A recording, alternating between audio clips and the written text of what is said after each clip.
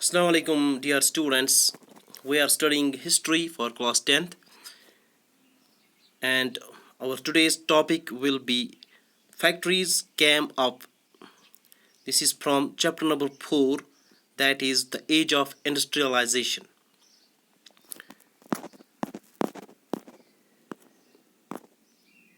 So in this topic we will start from when did factories begin to came up. Particularly we will talk about England. आज हम बात करेंगे कि factories कैसे वजूद में आते हैं, कैसे ग्रो अप होते हैं इंग्लैंड में. इससे पहले हमने बात की थी उस पीरियड की जिसको हम बिफोर इंडस्ट्रियल रेवोल्यूशन कहते हैं, यानी उस दौर की बात करते थे जिसमें फैक्ट्रीज़ या मशीन्स वगैरह नहीं आए थे. तो उस समय जो गुड्स की प्रोडक्शन हुआ करती थी वो कहाँ पे हो जाती थी. आज हम पढ़ेंगे अब जब मशीन्स ग्रो अप होने लगे, मशीन्स इन्वेंट होने लगे, तो इससे क्या इम्पैक्ट गुड प्रोडक्शंस पे पड़ने लगा. तो पहला इसमें आता है अर्ली फैक्ट्रीज, यानी इन 1730s में अगर हम देखेंगे तो फैक्ट्री आने की शुरुआत हो गई, यानी 1730s में मशीन्स इन्वेंट होना शुरू हो गया. लेकिन असल में अगर हम देखेंगे कि फैक्ट्रीज असल में कब स्टार्ट हो गई, वो लेट 18th सेंचुरी में स्टार्ट होना शुरू हो गया. इसमें क्या हो गया, इससे जो गुड प्रोडक्शन थी वो मल्टीप्लाई हो गई, यानी वो बहुत ज़्यादा बढ़ने लगी. तो इसमें हम देखेंगे पहले लेट 18th सेंचुरी में इसमें ये न्यू एरा ऑफ कॉटन भी इसको कहा जाता है, यानी इसमें ज़्यादा प्रोडक्शन जो हुआ करती थी वो ज़्यादा कॉटन प्रोडक्शन थी, क्योंकि इसमें इस दौर में इस पीरियड में ज़्यादा कॉटन मिल्स या कॉटन फैक्ट्रीज एस्टैब्लिश होने लगी. बात करेंगे 1760 में, हम देखेंगे कि कितना कॉटन प्रोडक्शन बिल्ड अप हो गया, मल्टीप्लाई हो गया इंग्लैंड में. 1760 में एक फिगर हम देखेंगे, only 2.5 million pounds of cotton, raw cotton was exported from British, exported from England. But in 1787 22 million pounds of raw cotton was exported. ये फिगर हमें, इस फिगर से हमें ये पता चलता है कि इतने सालों में कितनी प्रोडक्शन जो थी कॉटन की, इससे कितनी ये बढ़ गई due to the coming of factories. तो अब ये चेंज जो थी, इंक्रीज जो मतलब इस गुड प्रोडक्शन जो इंक्रीज होता गया, ये लिंक था to change in the process of production. कैसे, आइए हम देखते हैं. इसमें पहला आता है नाम रिचर्ड आर्कराइट. रिचर्ड आर्कराइट जो ये शख्स थे, इसने सबसे पहला कॉटन मिल जो था इसने ही इन्वेंट किया है. So Richard Arkwright invented cotton mill. So इससे क्या हो गया, till now production was done by families. इससे पहले जो भी प्रोडक्शन हुआ करती थी वो फैमिलीज में, जिसके बारे में हमने पहले ही बात की है कि गाँव वगैरह में, यानी कंट्री साइड में जो मर्चेंट्स वगैरह थे वो तैयार कराते थे इन गुड्स को, इनसे वो फैमिली मेम्बर्स थे गाँव के. तो लेकिन अब ये फैमिली वर्कर्स की जगह मशीन्स काम करने लगे, चूँकि फैक्ट्रीज अब वजूद में आ गई, मशीन्स अब वजूद में आने लगी, तो अब सारी प्रोडक्शन जो होने लगी वो by the machines, with the help of machine से हो गई. इसे परचेज यानी सेटअप जो मर्चेंट्स थे, अब ये मशीन्स को परचेज करने लगे, अब ये मशीन्स को यानी फैक्ट्रीज को सेटअप करने लगे. वर्कर्स जो थे अब ये बेटर प्रोडक्ट प्रोड्यूस कर सकते हैं due to the coming of machines in large quantities. अब इसमें बहुत ज़्यादा तेज़ी आने लगी इन गुड प्रोडक्शंस में. तो इससे एक और फ़ायदा भी मिला इन मर्चेंट्स को, इन बिजनेसमैन को, क्योंकि इनके लिए लेबर को मैनेज करना आसान हो गया due to the coming of factories. क्योंकि अब एक ही फैक्ट्री में बहुत सारे वर्कर्स काम कर रहे हैं, इनको सुपरविजन, इन पे नज़र रखना कि कैसे वर्कर्स काम कर रहे हैं, कितना काम कर रहे हैं, तो इसमें भी ये आसान होना शुरू हो गया.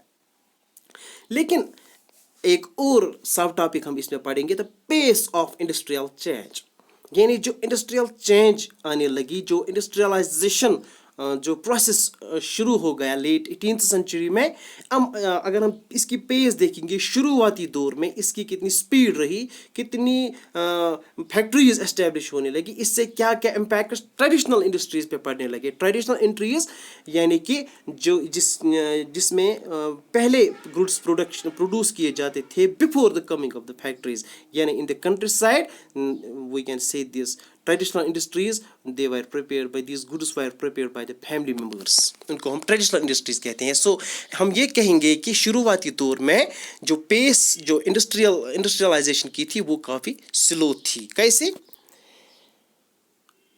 1840 में कॉटन ही लीडिंग सेक्टर माना जाता था।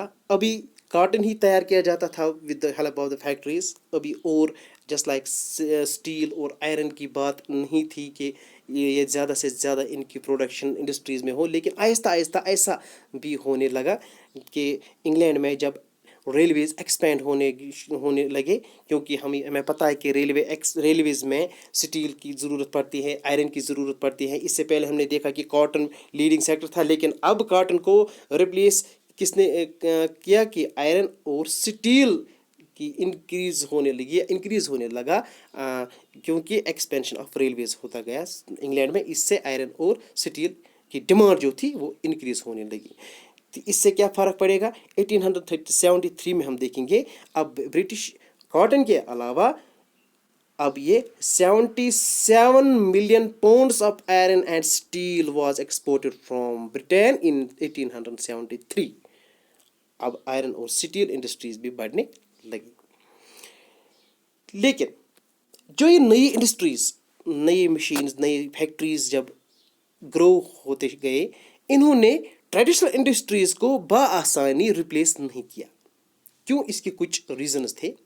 क्योंकि हम देखेंगे at the end of the 19th century less than 20% of the work pace was employed. सिर्फ इन 19वीं सदी में जब इंडस्ट्रियलाइजेशन हुई थी, तब 19वीं सदी में अगर हम देखेंगे सिर्फ 20% जो वर्कर्स थे वो एम्प्लॉयड थे इन जो ये नए इंडस्ट्रीज आई। इसका ये मतलब है कि बाकी जो 80% अभी भी वर्कर जो थे वो ट्रेडिशनल इंडस्ट्रीज में ही काम करते थे। क्यों? क्योंकि इसके मैंने पहले ही बोला है, इसमें कुछ रीजंस हैं। चलिए इन रीजंस पे हम थोड़ा नज़र देंगे कि इनमें क्या क्या रीजंस थे कि क्यों इंडस्ट्रियलाइजेशन, क्यों नई फैक्ट्रीज जो थे उन्होंने रिप्लेस ट्रेडिशनल इंडस्ट्रीज़ को क्यों नहीं किया in the first quarter of the 19th century. So पहला इसमें यह आता है कि कॉटन और मेटल जो था ये it was not able to change the pace of traditional industries. Cotton और मेटल ने ट्रेडिशनल इंडस्ट्रीज़ में जो ये कॉटन और मेटल वगैरह तैयार किए जाते थे, तो नए इंडस्ट्रीज़ ने बहुत जल्दी इन ट्रेडिशनल इंडस्ट्रीज़ को रिप्लेस नहीं किया, क्योंकि अब धीरे धीरे ट्रेडिशनल इंडस्ट्रीज़ में भी स्मॉल इन्वेंशंस होती गई। कैसे? क्योंकि अभी सिर्फ कॉटन या बाकी मेटल्स ट्रेडिशनल इंडस्ट्रीज़ पे तैयार किया जाता था, लेकिन अब इन्होंने भी कुछ अपनी इंडस्ट्रीज़ में बदलाव लाया कि ये भी कुछ फूड प्रोसेसिंग वहाँ होने लगी। बिल्डिंग वर्कर्स भी होने लगे, just like they begin to make pottery, some glass work. अब इस तस्वीर में देख सकते हैं कि ट्रेडिशनल इंडस्ट्रीज़ में कैसे ये चेंजेस आने लगी। तो इस चेंजेस की वजह से इसलिए ये जो नई इंडस्ट्रीज़ थी इन्होंने ईजिली इन ट्रेडिशनल इंडस्ट्रीज़ को रिप्लेस नहीं किया। एक और बात इसमें है कि क्यों इन्होंने इसको बआसानी रिप्लेस नहीं किया, क्योंकि जो ये नई टेक्नोलॉजी थी, जो नई मशीन्स थे, कि मर्चेंट्स चाहते थे कि हम इन मशीन्स का इस्तेमाल करें, लेकिन इनमें एक प्रॉब्लम थी। वो डर रहे थे कि कहीं ना कहीं अगर ये मशीन जो थी अगर कभी कभार ये ख़राब हो जाएगी, तो इसको रिपेयर करना बहुत ही कॉस्टली, उसमें बहुत ज़्यादा पैसा लगते थे। इसीलिए वो अभी भी ट्रेडिशनल इंडस्ट्रीज़ पे रिलाई करते थे।